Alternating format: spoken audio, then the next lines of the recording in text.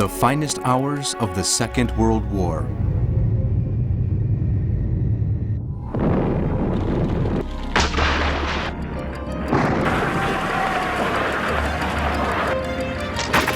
The peace of the atomic bomb.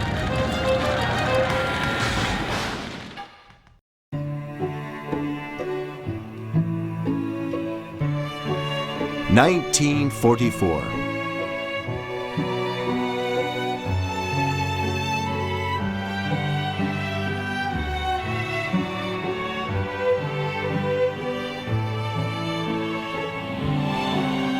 Iwo Jima is a black dot in the immense Pacific blue, 600 nautical miles south of Japan.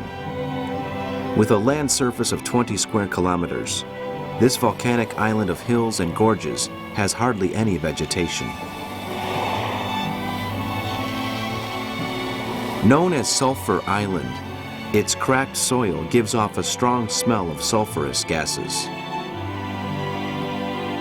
Iwo Jima is halfway between the U.S. bases on the Mariana Islands and only a 3-hour flight from Tokyo. The Japanese had constructed 2 airfields on the island and a radar station capable of detecting enemy planes at long range.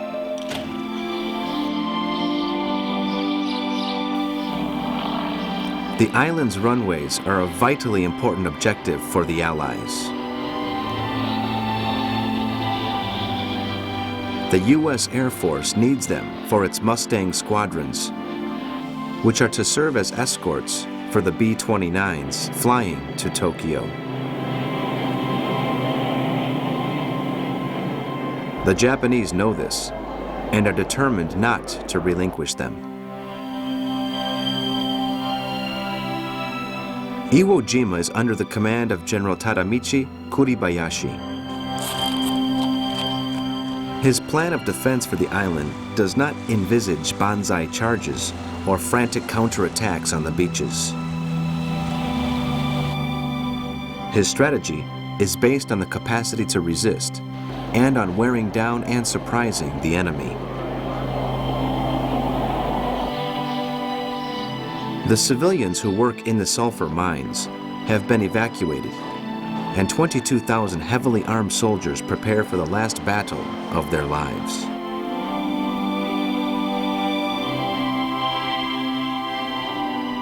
Kuribayashi gets his meticulous plan underway. He divides the island into separate defensive sectors. Each one is surrounded with artillery, mortars, mines, and bunkers, situated both on the plain and on the hillsides. The island is a hive of rock and cement. 5 levels of interconnected tunnels, more than 8 meters below the ground, give the Japanese mobility and provide shelter from bombardments.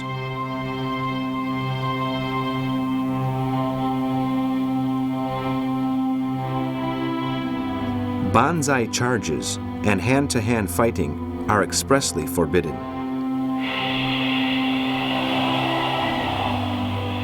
The Americans will have to search for the Japanese troops inside their hideouts. When the attack begins, any advance will have to be made over dead Japanese bodies.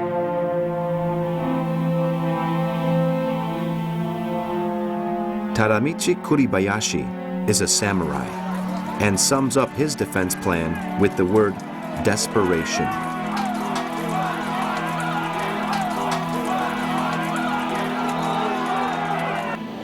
December 8th.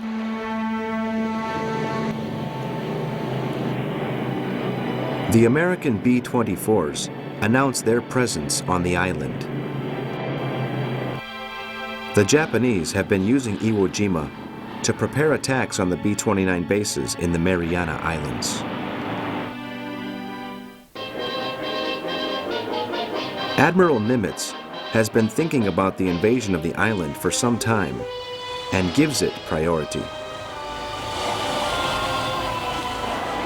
His idea is to neutralize it first and take it in February,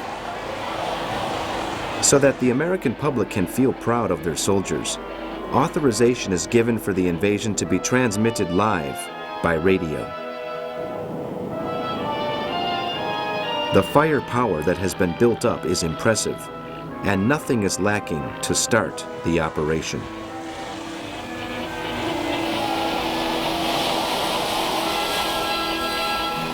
During 74 days, the B-24s hammer the island with the longest bombing campaign of the whole Pacific War.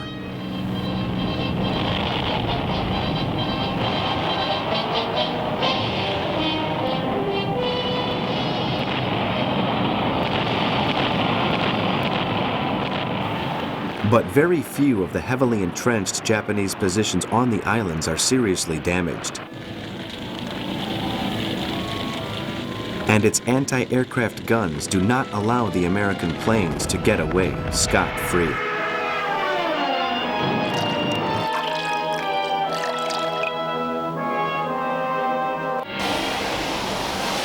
February 12, 1945. 485 ships are ready to begin Operation Detachment, the invasion of Iwo Jima.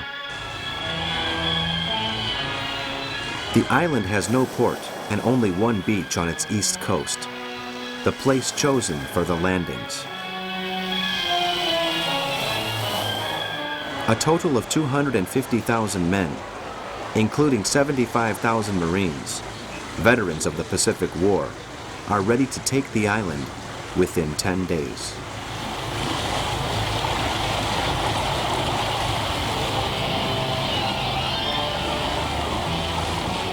The ships form up close to the Mariana Islands and sail northwards to join with Admiral Raymond Spruance's Fifth Fleet, making the most powerful armada yet, gathered under one flag.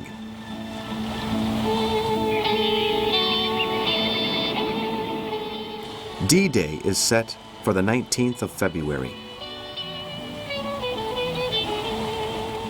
First to go into action will be the 75,000 Marines under General Holland M. Howlin' Mad Smith.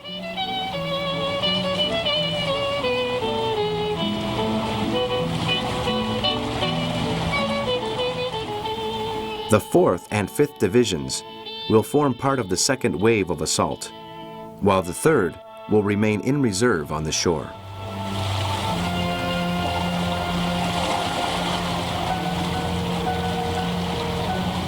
From the start of the operation, the Japanese are aware of the movements of the American fleet.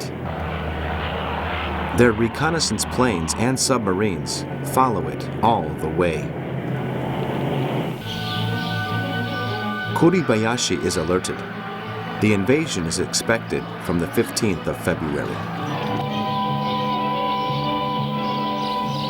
February 16th. The U.S. planes bombing Japan from the Mariana Islands without escorts are being shot down easily. And the American fleet comes under pressure from the high command to take the island as soon as possible. The poor weather prevents air raids, and instead the decision is taken for the battleships to begin the bombardment of Iwo Jima with 500-kilo shells over 3 days.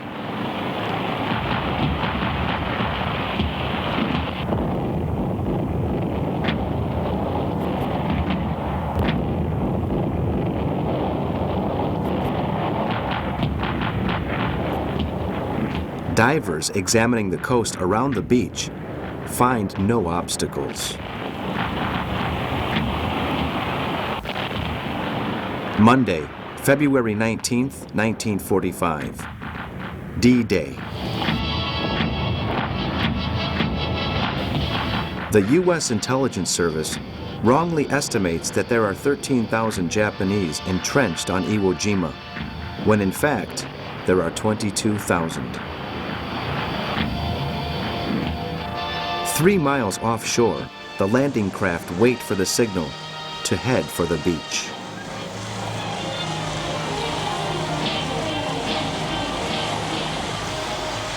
The Marines expect to find an island blown to bits and soldiers demoralized by the continual heavy bombardments, which have included the use of napalm.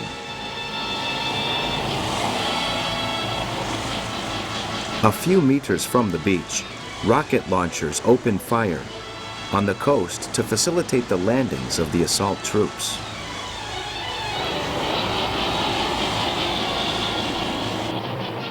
At 9 o'clock in the morning, the first landing craft hit the beach of Futatsune on the southwest of the island without meeting opposition from the Japanese artillery.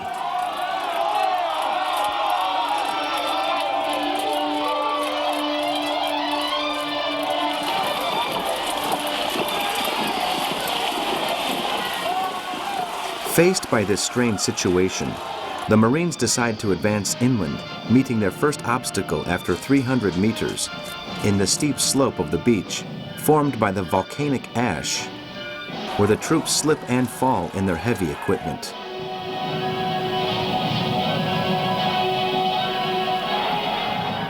The armored vehicles that are supposed to lead the way also struggle to overcome this natural barrier. An hour after the first landing, and with the American troops trying to find a way to unblock the beach, which has filled up with the continual disembarkations of soldiers, tanks, artillery pieces, and ammunition, the Japanese artillery and machine guns opened fire.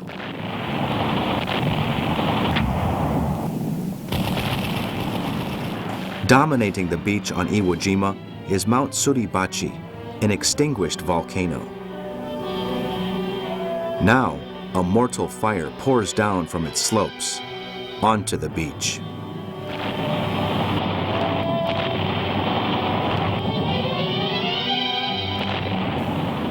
The hell experienced on the coast of Northern Europe at Omaha is repeated here in the Pacific. The soldiers find themselves faced by an abruptly rising terrain and pinned down by artillery, machine gun, and rifle fire that increases in volume and accuracy.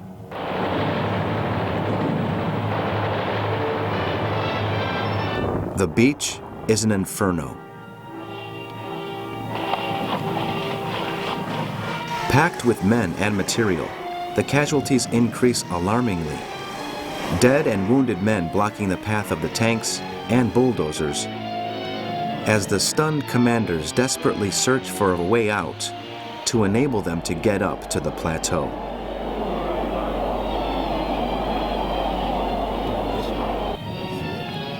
The Marines call for help, and the naval artillery begins a heavy bombardment of the island.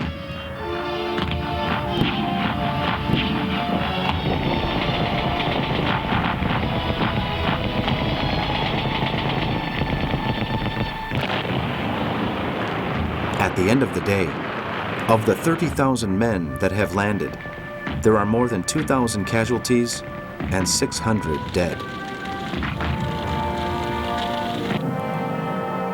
The predictions that the island would fall in 72 hours now seem wholly unrealistic.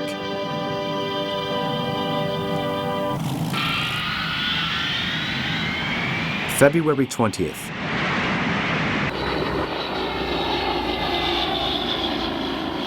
The objective is to take Mount Suribachi under the code name Hot Rocks.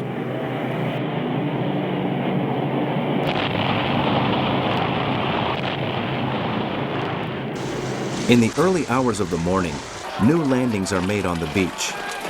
The bombardment of the island continues, and some American troops manage to reach the plateau and place themselves between the airfields.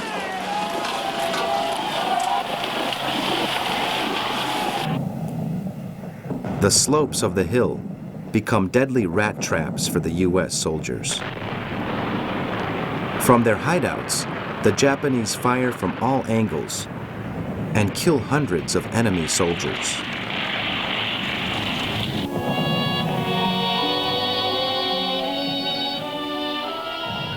February 21st.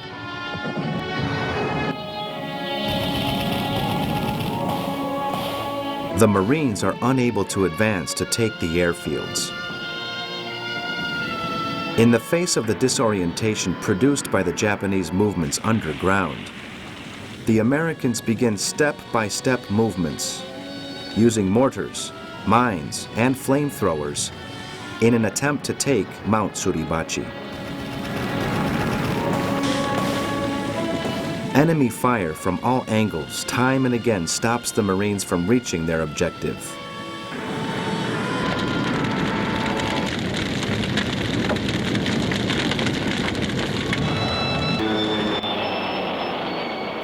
Kamikazes attacked the U.S. ships, putting the aircraft carrier Saratoga out of action and sinking the USS Bismarck.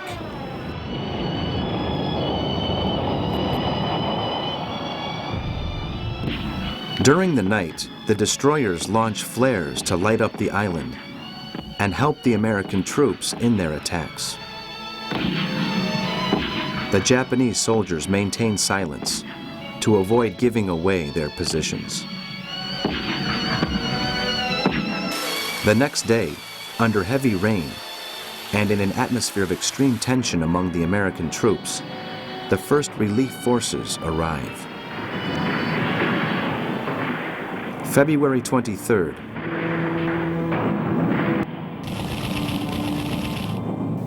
On the 5th day after the landings, a patrol of 40 Marines commanded by Lieutenant Schreier, carrying grenades and flamethrowers, manages to avoid the Japanese traps and advances to the summit of Mount Suribachi. At 10:37 in the morning, without securing the summit, 6 Marines, including Rene Gagnon, Ira Hamilton Hayes, and John Bradley, raise the U.S. flag, which Lieutenant Schreier carries tied to a length of water pipe.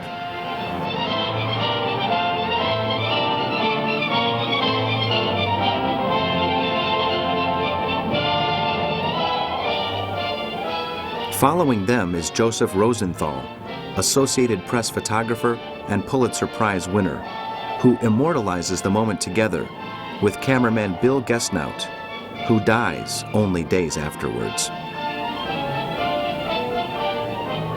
The capture of Mount Suribachi is not a decisive victory, although it serves to raise the morale of the American soldiers and sailors who sound their ship's sirens when they see the flag.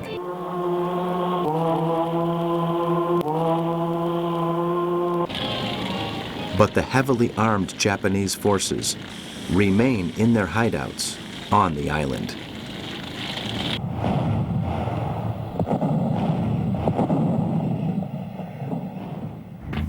March 1945.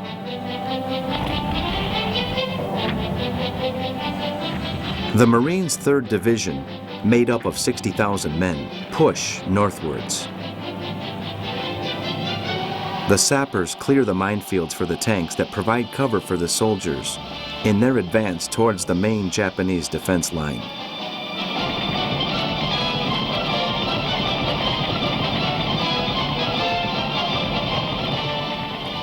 The advance is slow and costly, with the Americans having to fight for every meter against tenacious Japanese resistance. There is no place for pity.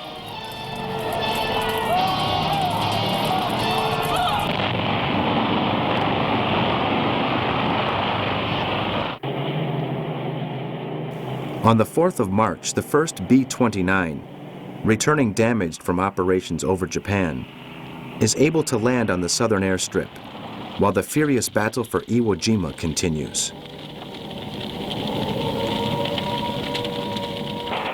By the 9th of March, the bulk of the Japanese defenders have been forced into the far northwest of the island, with their backs to the sea.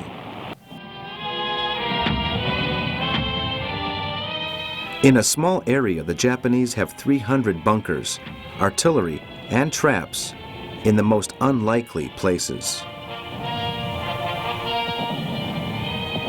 Large-scale movements are almost impossible. The fighting has to be done hand to hand. Frontal attacks on the Japanese positions are too costly in lives to continue with them. General Smith orders his men to carry out mopping up operations. Stealth and caution are required as they search out the Japanese inside their tunnels and fortifications, using flamethrowers and hand grenades. In mid-March, a radio message from General Kuribayashi to the Japanese troops is intercepted. We haven't eaten or drunk anything in 5 days, but our fighting spirit remains strong. We are going to fight on until the end.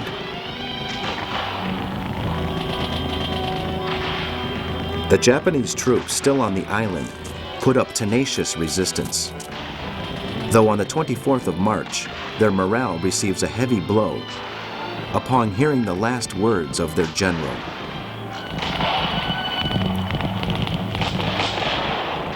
To all the officers and men, farewell. Except for isolated groups that still offer resistance and sporadic attacks by the Japanese in hiding, the Marines' battle for Iwo Jima has ended.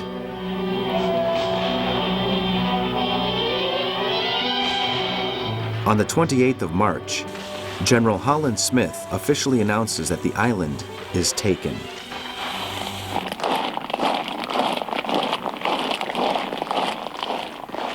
The Americans needed the landing strips, and the Japanese time.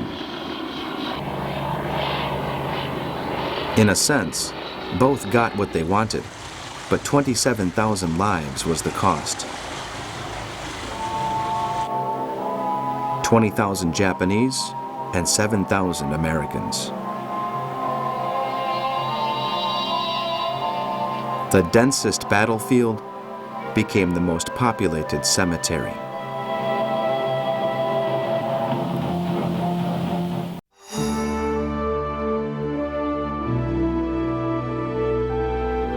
Okinawa is the largest of the Ryukyu Islands.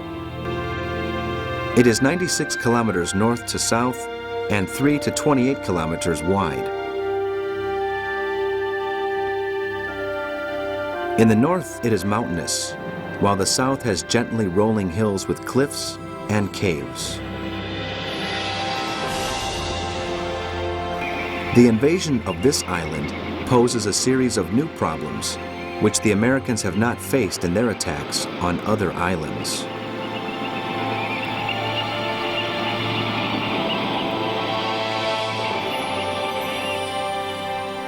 Only 500 kilometers from Japan, Okinawa has 2 airports on the west of the island.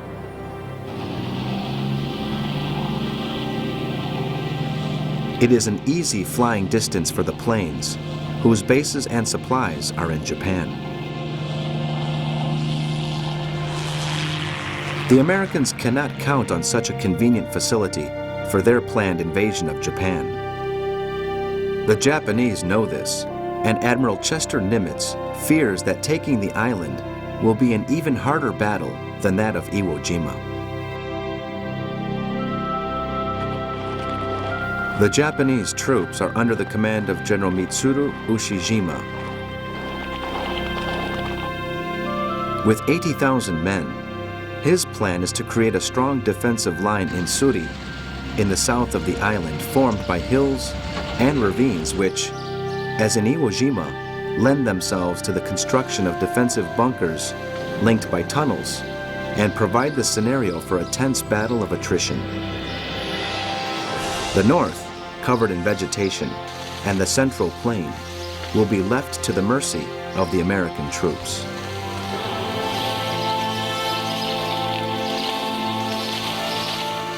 The Japanese know that the attack on Okinawa is imminent.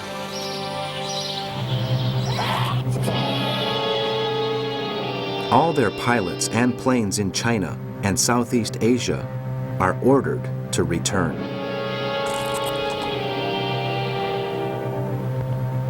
A huge buildup of forces takes place on Kyushu, the southernmost Japanese island.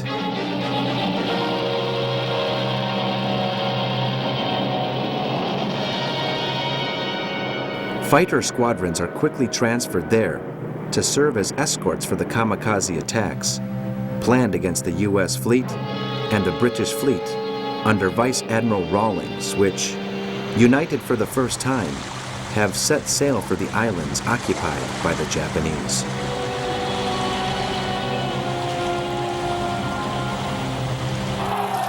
The kamikaze pilots are in Kyushu, preparing themselves for their divine mission.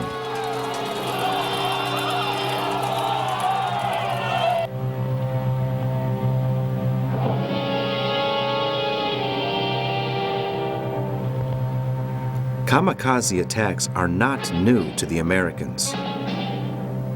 What is extraordinary is not the weapon, but the will behind it.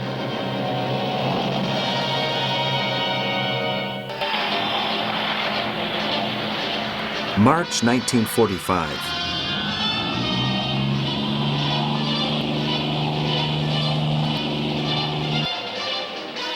Task Force 58, the fast aircraft carrier strike force commanded by Admiral Mark Mischer, sails to 160 kilometers from Kyushu and prepares to provide a shield against Japanese air attacks from the island, using its guns and planes to try to neutralize the enemy air force.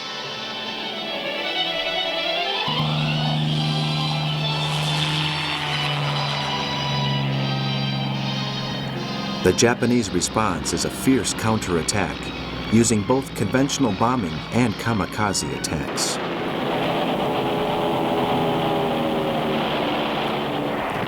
The aircraft carrier Franklin is put out of action.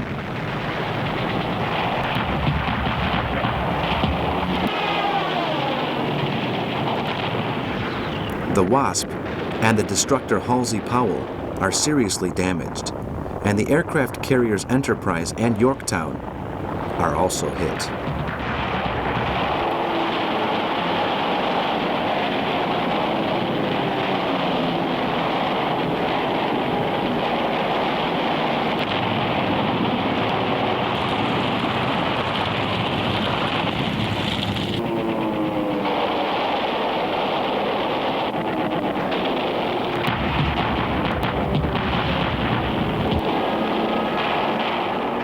The Japanese suffer 538 casualties, the Americans 1,300. The damage inflicted by the Americans on the Kyushu base means the Japanese are unable to attack with all those forces for some time.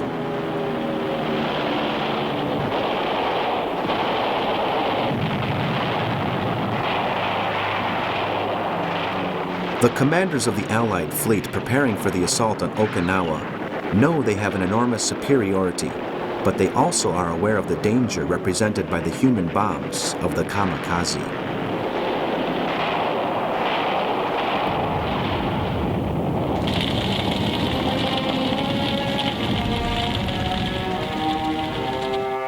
Half a million men, 300 warships, and 1,100 troop landing craft and other vessels are prepared for the operation.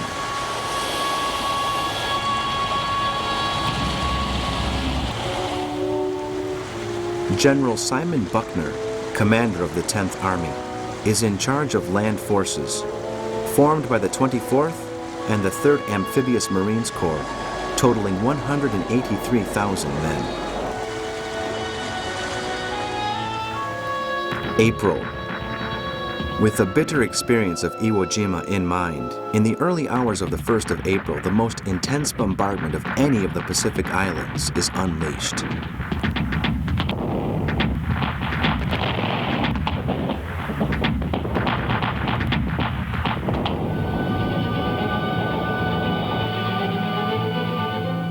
Shortly afterwards, the Allied forces in front of the coast of Okinawa get into the landing craft and head for the beaches.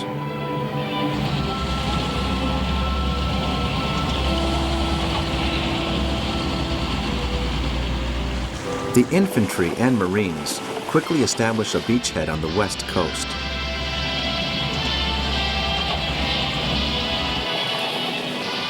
The Japanese resistance is surprisingly light, which recalls Iwo Jima.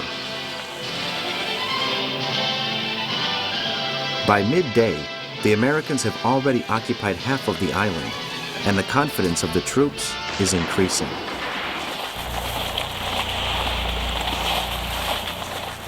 Before nightfall, the 50,000 men that have landed on the island have captured the 2 airports. At this moment, the biggest problem is accommodation and the welfare of the thousands of civilians of Okinawa, old people, women, and children. Pockets of resistance on the Motobu Peninsula, the central part and north, have been quickly overcome. Further south, the fears of the U.S. commanders are confirmed when they reach the defensive line of General Ushijima, which links Naha, Shuri, and Yonabaru.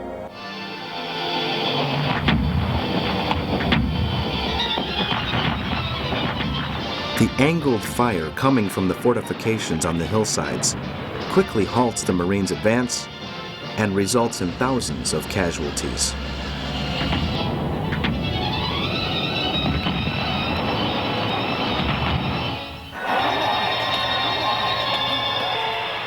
On April 6th, 699 Japanese planes, more than half of which are flown by kamikaze pilots, attacked the U.S. fleet near Okinawa.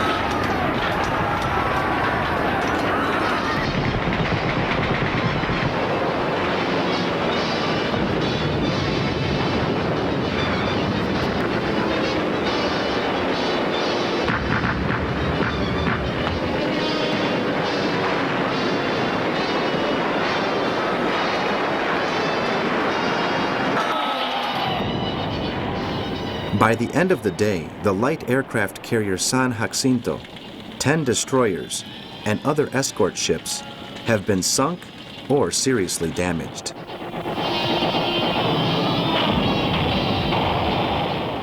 The kamikazes have carried out the most devastating attack to date.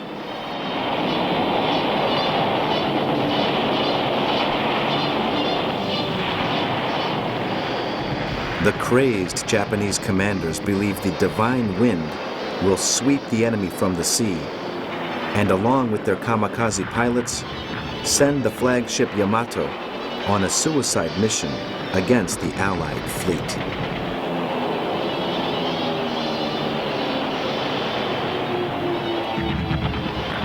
On the 7th of April, after being attacked by U.S. dive bombers for 2 hours, the Japanese ship is sunk without being able to use its big guns.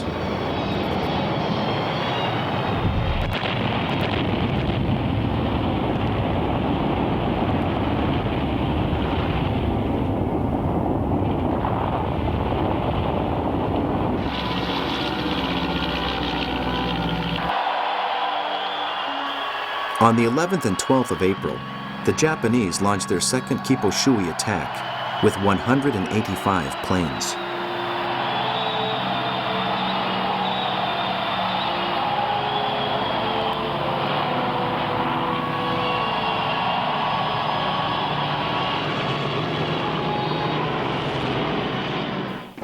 The Americans, who have received the news of the sudden death of President Roosevelt, step up their offensive in search of victory, sending reinforcements into battle.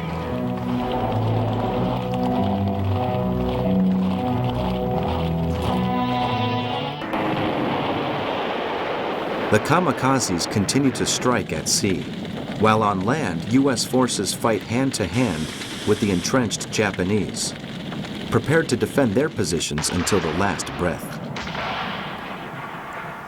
The tactics employed by Ushijima are inflicting a heavy toll on the American forces.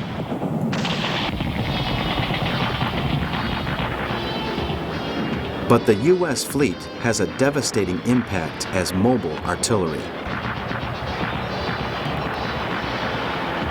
The defenders cannot do anything against it. But the big question is whether the ships will be able to endure the terrible kamikaze attacks.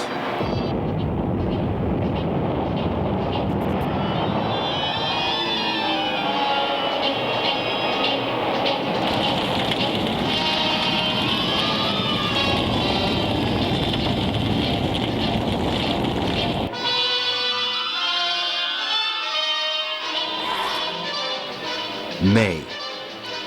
On May 11, 1945, 150 Japanese planes take part in the 6th Kipushui attack. A third of them go for the destroyers Evans and Hadley.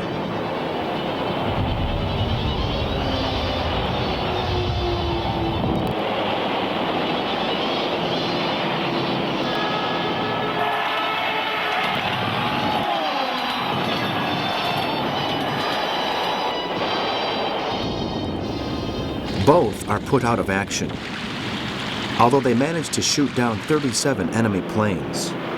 Not a high price for the Japanese in return for the powerful destroyers.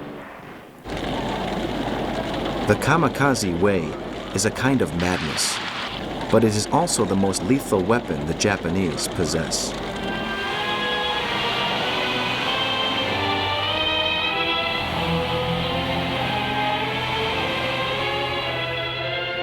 June. On June 24th, the 6th Marines Division launches an amphibious attack on the Araku Peninsula on the south of the island. The slow and methodical fight of small patrols in hand-to-hand combat results in the deaths of 5,000 Japanese soldiers and leads to hundreds surrendering.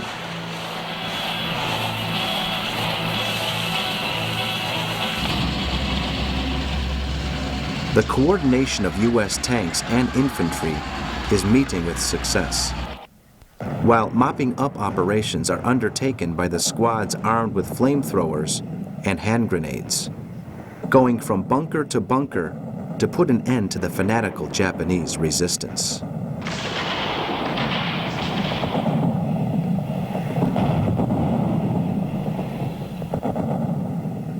July.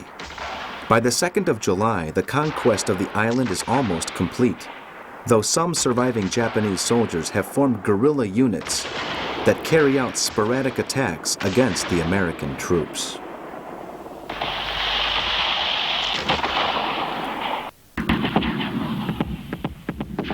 August. On the night of August the 14th, 1945, fireworks light up the sky over Okinawa. The word victory appears before the amazed eyes of the Japanese soldiers still on the island. Over the following days, they begin to surrender, finally accepting what their emperor had told them was unacceptable: defeat.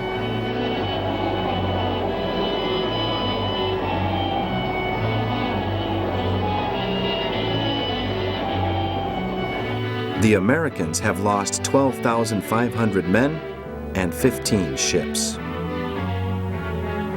The Japanese have suffered 110,000 casualties, including dead and disappeared, with many soldiers choosing to commit suicide by throwing themselves from cliffs rather than be made prisoners.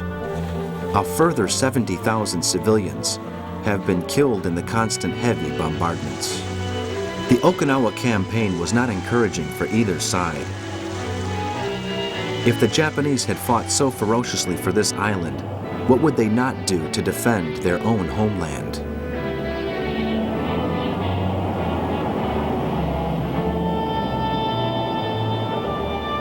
Okinawa was the last battle of the Second World War.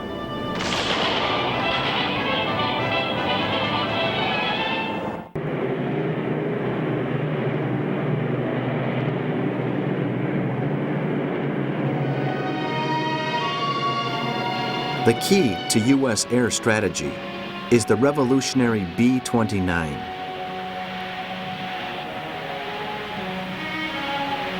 These heavily armed bombers, the largest in the war, are capable of flying at an altitude of 38,000 feet and carrying 7,000 kilos of bombs.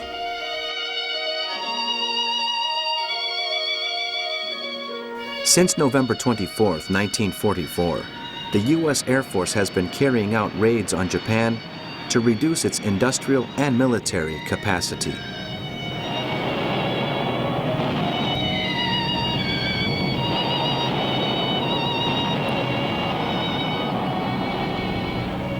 The Japanese have reorganized their island defense system to deal with the threat posed by the B-29s, transferring special air defense squadrons to the country's largest cities and most important industrial areas.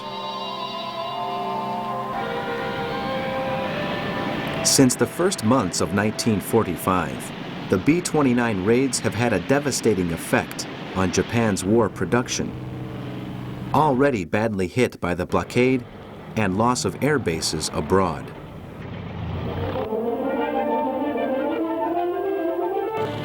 Japan is facing disaster. The casualties produced by the air raids are more numerous than all those suffered to date by the Army.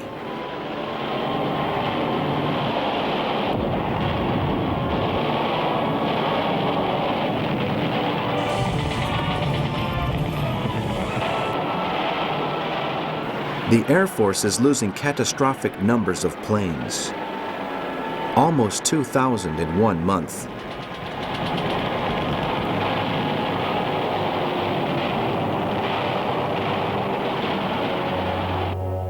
The civilian population, malnourished and exhausted, is reaching the limit of its endurance.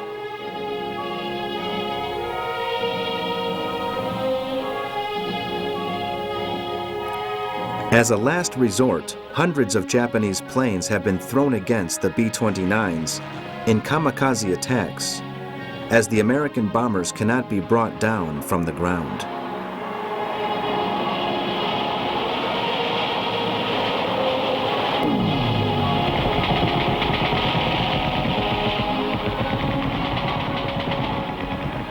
Japanese pilots throw away their lives over the cities, and the headlong rush towards disaster continues.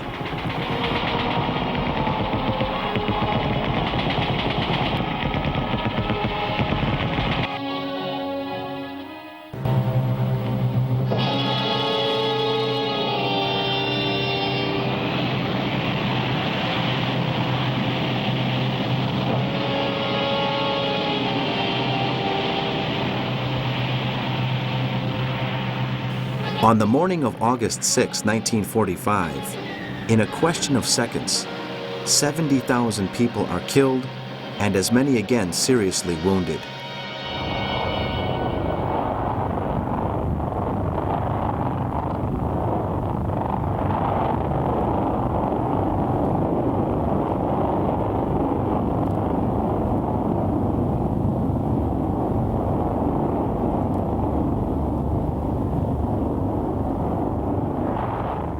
The first atomic bomb has razed Hiroshima.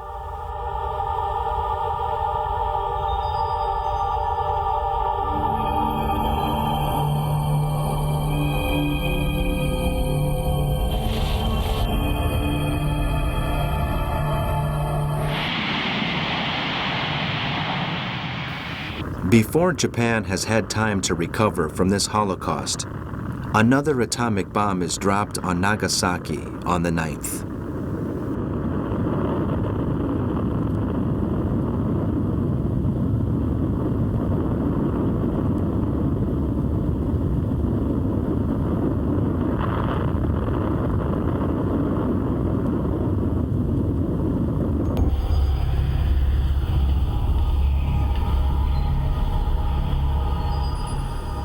On the 17th of August, the Japanese government decides to accept the unpalatable Allied proposal and surrender unconditionally.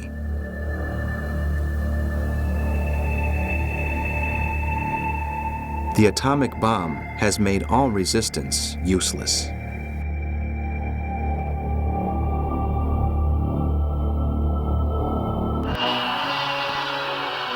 Officially, the end comes on the 2nd of September 1945 at 10:30 in the morning.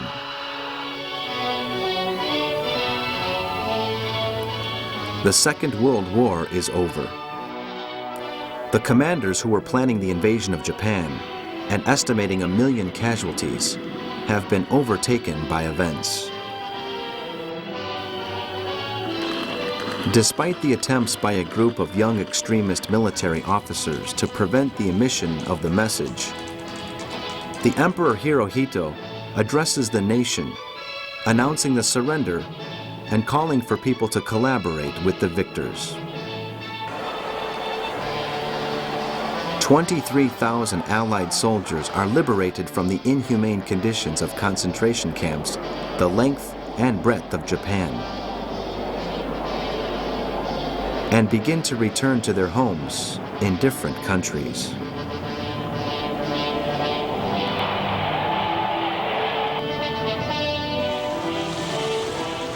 Japanese sailors guide the ships of the American fleet through the wreckage of vessels destroyed in bombing raids on Tokyo Bay, where the battleship Missouri is located.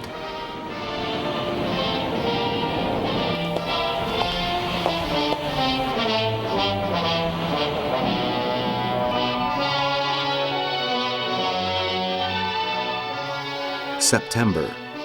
On board the ship, on September 2, 1945, General Douglas MacArthur, as Supreme Commander of Allied Powers, and Admiral Chester Nimitz, representing the United States forces, together with General Percival, a prisoner since the fall of Singapore, and General Wainwright, held captive since the surrender of the Philippines, request the Foreign Minister Mamoru Shigemitsu and General Yoshihiro Umezo to sign the capitulation in the name of the Japanese state and army.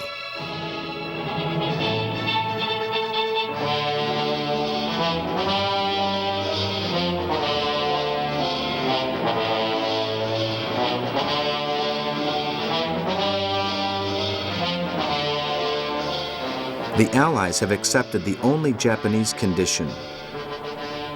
The Emperor is to stay.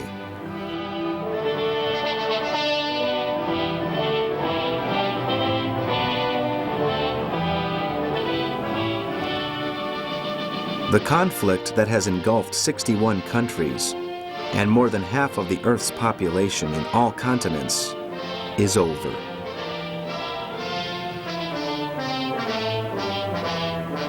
The exact number of deaths will never be known, but it is estimated at more than 55 million.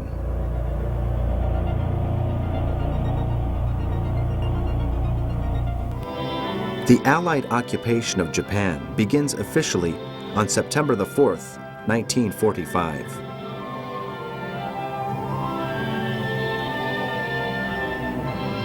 In an unprecedented act in Japanese history, Emperor Hirohito visits General Douglas MacArthur. Never before has a member of the imperial family acted in such a manner.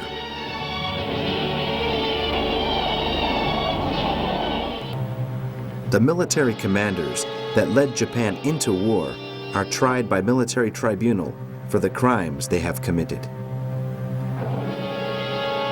Lieutenant General Masaharu Homa, responsible for the Bataan Death March, sentenced to be shot by firing squad.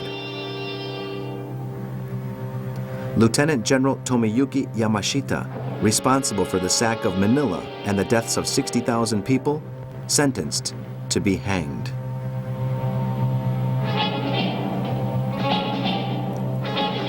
Wartime Prime Minister Hideki Toho, Japan's #1 war criminal, tries to commit suicide but fails. He too will later be hanged.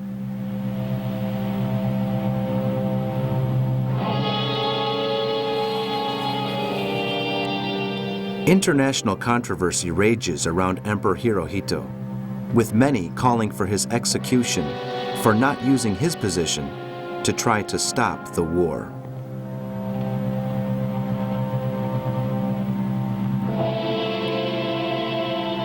But the Allies consider that his influence can now be beneficial for building the peace. Hirohito addresses Parliament and makes a decisive statement before his 80 million subjects. Under the new constitution, he will keep the title of emperor but renounce all political power. He is to become a symbol of the unity of the state. The war is over.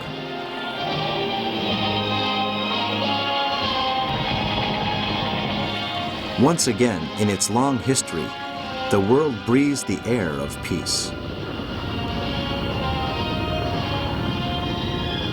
But it is a peace overshadowed by the atomic bomb.